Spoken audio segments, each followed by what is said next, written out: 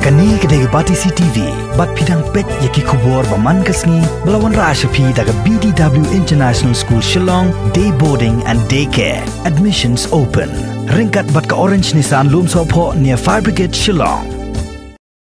Kaseng Nyotrat National Youth Front, Northern Region ringkat ke Arpho Mer Circle. Haka arterek mentau nailor arhajar Arpho, kalapan pau ya kejing Sokya. Hadin bakalalap baudan uway masih batmu ban syokdo. Lasuba baudan ya kejingpang lumpy skin disease kababu jingman kabenta kitu kibabam ya kado. Ya uniu masih batmu ban oddo lalap de kinongilam ke HNYF Northern Region bat Arpho Mer Circle. Hadin bakilayui ya kidak prom nikidak kibalong kenjak nyang hakamet uniu masih.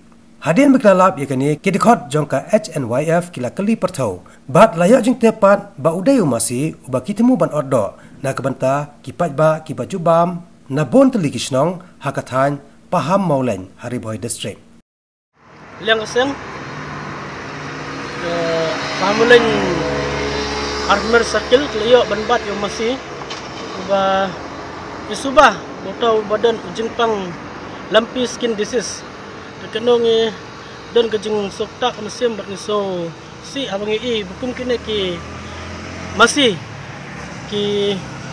ba isubab idon Jepang kenong idak kejeng so hang kadonut kejeng soktak musim mar hang ne ko pamulen kedai kawai ke sentar ba ka caka odok berkayong ki sentar na kilang ne kentot nadu ki lailat haduk borni bat haduk tengah haduk umdap. Kedai kena kesentar ke bagi odok. Reng peremjur ya uno odok. Belayu umut ben odok ya kum uno musi ubah subah kum kenyang jingpang. Dan yang kedua mardaru ba ya battery department ba kenlek ong ya kena odok barok.